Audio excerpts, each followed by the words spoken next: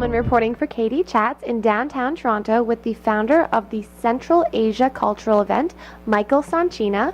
What initially inspired you to start this event? Well, I ended up in Central Asia for 6 months, kind of wandering around doing research on sustainable travel. And what I learned is that the biggest problem for organizations in Central Asia, there's a lack of information, there's a lack of knowledge about what's going on in the region. And if people don't know about a place, how are they going to go visit it?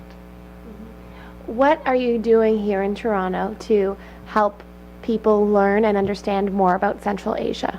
So I figured because Toronto's a big multicultural city, and I think we're a film city, no one can contest this, that we decided to put on a Central Asian film event, and we've invited members of the Uzbek, Kazakh, Tatar communities in Toronto to get involved and kind of have this huge weekend event where people can watch films, try local foods, learn about different cultures, and we hope to educate Toronto about the Central Asian region.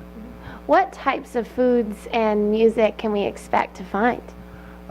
Traditionally, Central Asian cuisine is not really vegetarian friendly. You know, if there's a lamb, it's probably in it.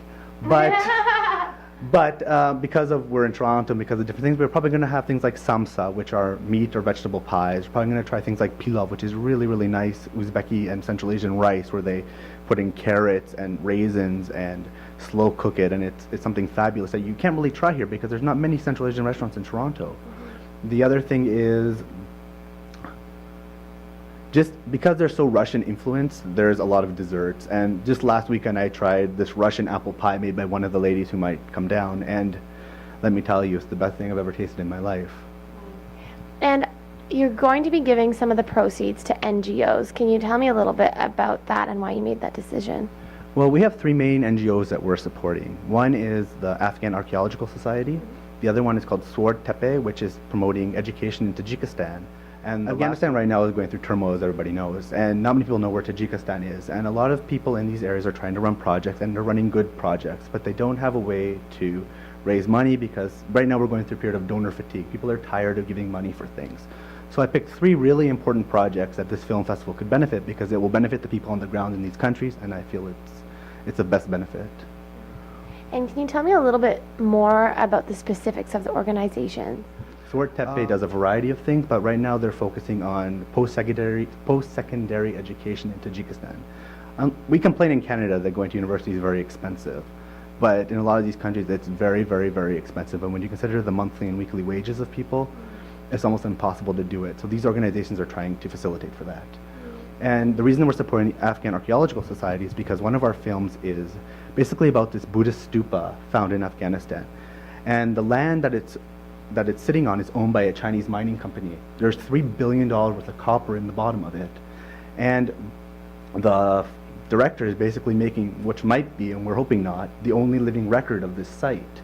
So by giving money to this project, he can help the Afghan archaeologists on the ground to do their work before the site gets destroyed, or he can do whatever advocacy work he needs in order to protect the site. So one way or another, the money will be going to either protect and record this site, and we feel it's very important because the site is called Mezainak, and it might be the first Buddhist stupa in Central Asia that came from India. So this is definitely might be one of the birthplaces of Buddhism in all of the Middle East. Tell me a little bit about the exciting films that you have screening at your event. So my approach to picking films at this event was very much like development. I wanted something about culture, something about women's issues, something about the environment. And I think one of the definite gems at this festival will be The Light Thief, which is a film about a Kyrgyz electrician in the steppes of Kyrgyzstan trying to find a way to power his village. And his dream is to put on windmills all throughout the valley so that he can give power to people who don't have it. Another great film will be The Desert of Forbidden Art, about this insane Russian artist who is terrified that all the great Central Asian masters their art will disappear. So he gets funding to build this museum in the middle of the Uzbek desert, and it houses all the rare Soviet art that would have been destroyed during Stalin's time.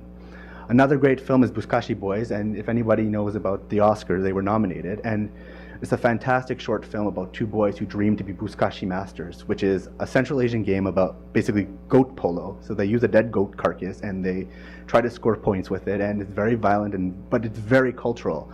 And these boys want to become masters at it, and it's just following their lives and how their friendship basically leads to this goal or doesn't. We'll find out when you see the film. And tell me a little bit about the magazine that you're working with and how that all ties in together with this event. So I'm the sustainable tourism editor of Travel Culture magazine, and we decided that the framing of this event would be to promote tourism to the region. We realized that Central Asia is not really well understood by many North Americans. So by getting the magazine involved, we found a way to promote the region properly. The magazine basically is an online travel publication based in Calgary that promotes social and positive travel.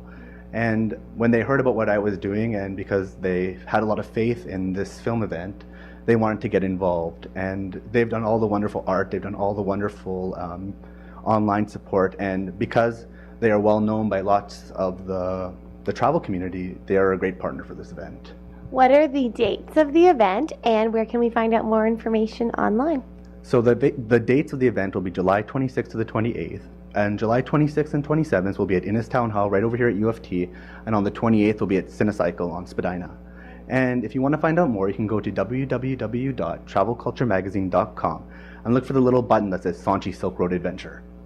Thank you so much. Congratulations and you. best of luck Thank you. with your event. Thank you. Thank you. I'm Katie Allman reporting for Katie Chats here in downtown Toronto.